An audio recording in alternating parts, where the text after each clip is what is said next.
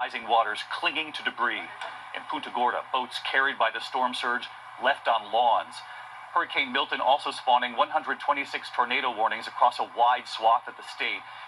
Roaring ashore as a Category 3 hurricane, bringing powerful 120-mile-per-hour winds, heavy rain, and torrential flooding, making landfall in Sarasota County at 8:30 p.m. Eastern last night.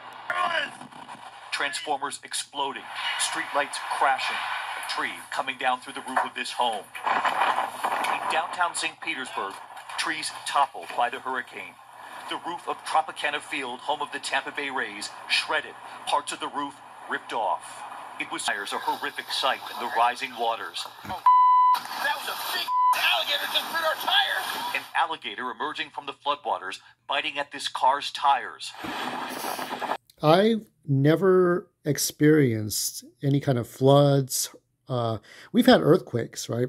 And in California, we have we'd have brush fires, but they're the serious parts. 10 people gone, and there are horrific things. But what I took out of that, because I've never been near floods or tornadoes, was an alligator chopping on somebody's tires. You got to have some humor to keep the spirits going in these dark times. So hopefully anybody I know lives in Florida now, hopefully you're safe, and hopefully you will persevere. That's why homeowners insurance is important. Hopefully, if you live in an apartment, hopefully your tenant, your landlord is one smart human being. But I want to change gears here and talk a little bit about comics. 70 years ago marks it's 2024. It's the 70th anniversary of the original cancel culture, Seduction of the Innocent, Frederick Wertham. Now, Frederick kind of looks like Martin Goodman a little bit. But or Charles Schultz, those old dudes with glasses. Now, Frederick Wertham was that kind of guy who was he was just trying to cause trouble. He was, like when you look at Marge Simpson, I talked about Marge Simpson and the Statue of David and Itchy and Scratchy. This guy was looking for problems with everything with comic books back in 1954. And back then, and this is a bit after with Superman, because with Superman, he was heavily edited.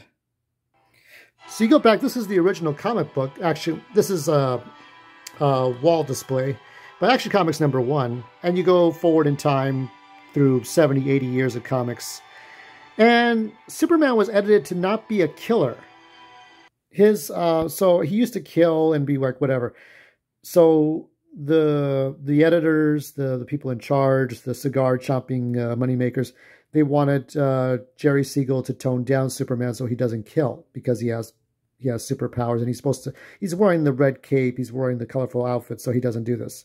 Obviously, this would change in later versions of like Elseworlds or Injustice. That was so many years later, but this was like the central point. Now, before that, so you had Superman being kind of edited down. Batman doesn't kill, right? So there was censorship within the company itself to make sure that they were doing the right things. They were punching the bad guys and never doing wrong. So you had that.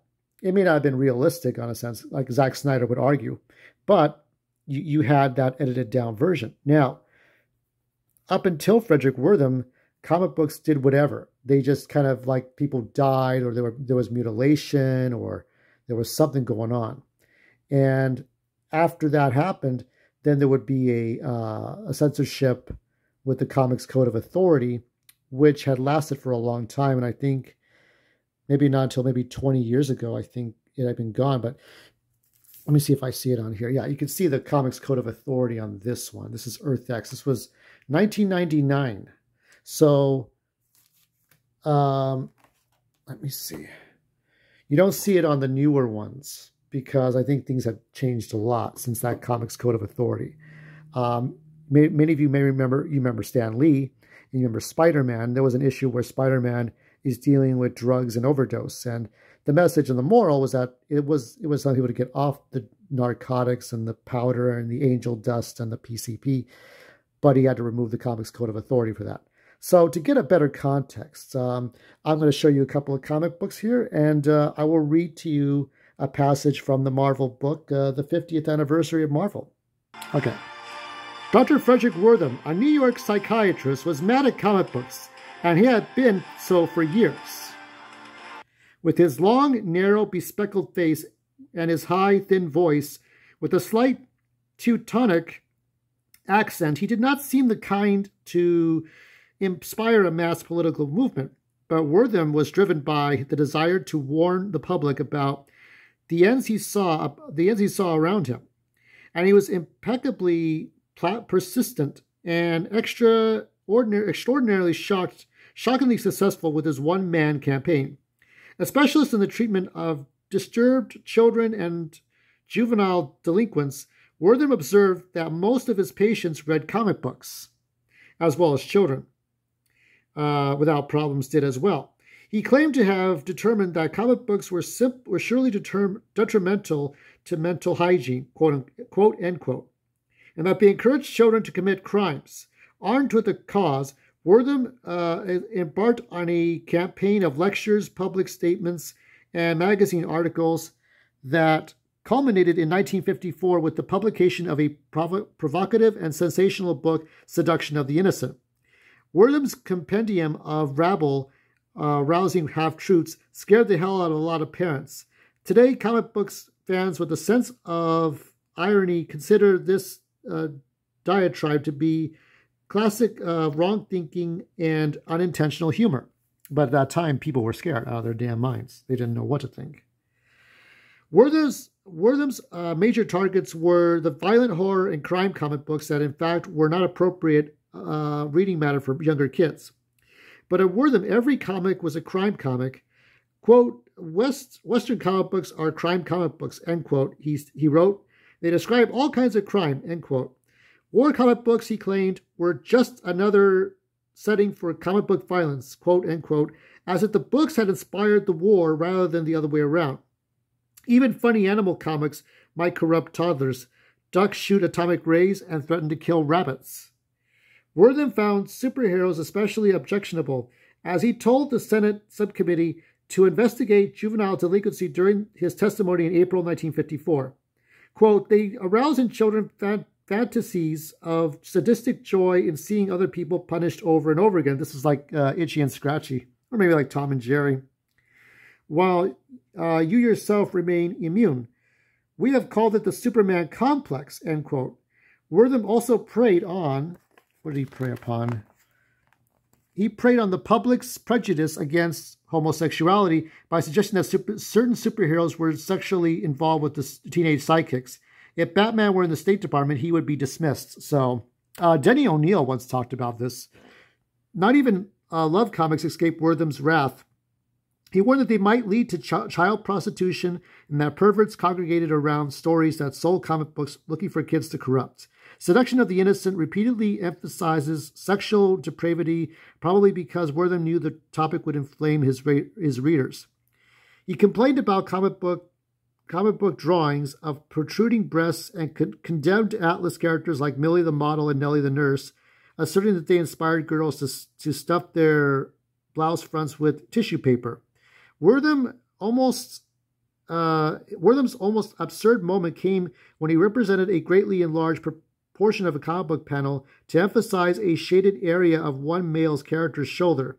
To Wortham, the triangular path of ink depicted a woman's genitalia. There are pictures within pictures for children who know how to look, quote unquote. How many days and nights did Dr. Wortham spend alone in his office poring over his collection of lurid comic books and searching for the hidden drawings that were positive proof of corrupting secret sin? Wortham, his motives and goals remain inscrutable. His assertion that comics led to crime was disputed by educators, law enforcement officials, and by other psychiatrists. He claimed the dissenting experts were either misinformed or paid off by comic book publishers. Like many censors, he vacillated by announcing, "I detest censorship."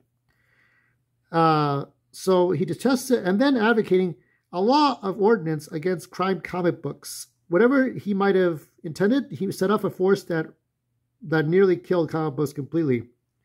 And then strange tales in the Senate. When Wortham's charges brought comic books to the attention of the Senate subcommittee in 1954, the chairman, At that time, Senator William Langer of South Dakota announced that more than 1 billion comic books are sold in the United States each year. The committee's executive director, Richard Clendenin, gave the senators a description of the industry and its publications, which echoed Wortham's position. For one of the displays, Clendenin, held up an Atlas comic. Okay, I'm not sure who that is. Oh, yeah. So Richard Clendenin held up the comic book. The next comic book is entitled Strange Tales and has 5 stories in which the teenagers die violently. He said, he retold one of the stories in some detail. When the girl is placed upon the operating table, the doctor discovers that the criminal's girlfriend is none other than his own wife. Afterwards, Clendenin described Martin Goodman's labyrinth corporate structure and tried to suggest that Goodman's many companies had been created to conceal the owner's identity, which I think that got tossed out. Rather than protect his profits, Chief Counsel Herbert Beeser sensibly pointed out that all of Goodman's comic books carried the Atlas trademark, a very public acknowledgement of ownership with no hint of subterfuge. The matter was immediately dropped. The subcommittee's hearings were scheduled to resume after Strange Tales' session ended, but in fact they never did. Evidently, more important business intervened. The Senate was apparently willing to forget all about comic books, but for an imminent government crackdown caused most of the industry to panic. Customers boycotted some retailers. Books were publicly burned. Sales dropped drastically. Companies went bankrupt. For one hysterical moment, citizens have been convinced that comic books were a serious menace to youth. Soon the public would find new scapegoats to rock and roll or television, but by then the comic books industry had been seriously and apparently irreparably hurt by the Fuhrer. I used to hide the fact that I was in comics. We used to say we were in commercial illustration rather than admit to being comic book artists. It wasn't until the 1960s that I started telling people that I was proud of the work I did in the comic books industry. So they eventually, in 1955, they formed the Comics Code of America. And for the rest of this, Comics Code Authority. This is from Wikipedia. So the CCA was formed in 1954 by the Comics Magazine Association of America as an alternative to government regulation.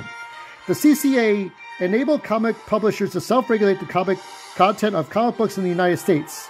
The code was voluntary, as there was no law requiring its use, although some advertisers and retailers looked to it for reassurance. Some publishers, including Dell, Western, and Classics Illustrated, never used it. Its code, commonly called the Comics Code, lasted until the early 21st century. The CC formation followed a moral panic centered around the series of Senate hearings. Members submitted comics to the CCA, which screened them for adherence to its code, then authorized the use of their seal on the... So the one I showed you, this seal here, I would see it all the time. If the book was found to be in compliance at the height of its influence, it was a de facto censor for the entire U.S. comic book industry, with most comics requiring a seal to be published. By the early 2000s, publishers bypassed the CCA and Marvel Comics abandoned it in 2001. By 2010, only 3 major publishers still adhered to it: DC Comics, Archie, and Bongo. Bongo broke with the CCA in 2010. DC and Archie followed in 2011, rendering the code defunct. That is something. I had no idea that when exactly they did that. So, for me, like with censorship, we go back to the interview with James Franco over Kim Jong-un and how we almost did not see a movie. Now that movie's just like, you could probably watch it for free somewhere without paying for it.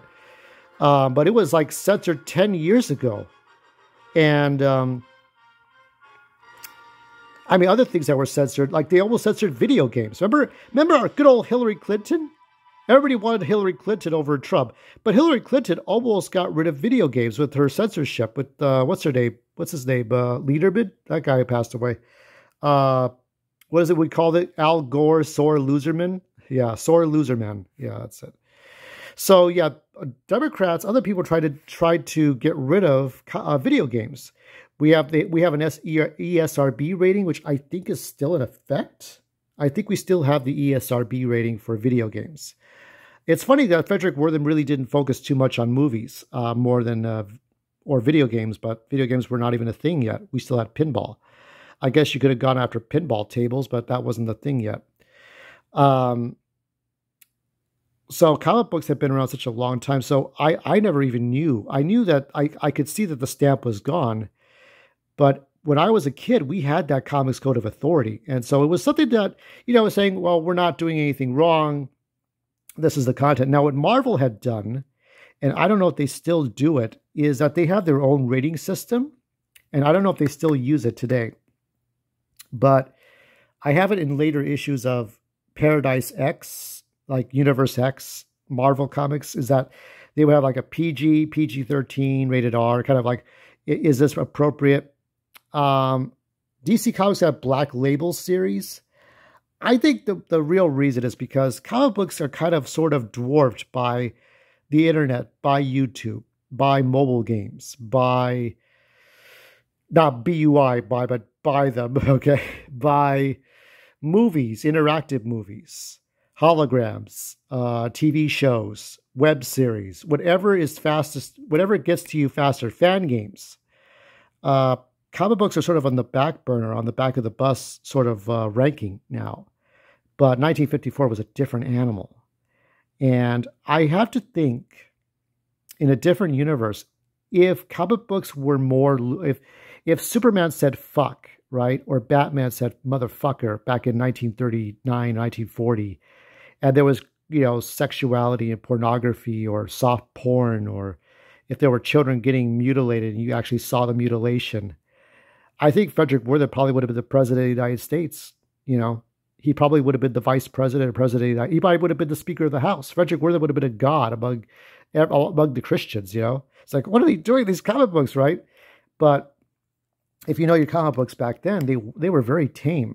Now, like at least in the 90s, they were, Jim Ballant and some of the Lady Death and Gen 13, some of the 90s art, you could tell that 90s art was something else. It was kind of like rated R kind of art, like there were titties. It's some of the art you'd see that was not DC or Marvel or Image. Some of the stuff was a little bit, I think I have one comic book that's like rated X kind of thing. One comic book that's like nudity and shit. But everything else is just like, it treads on those waters of being for young adults. And so I think it's just, it sort of has its elitist fans, comic books too. Zach, what is it?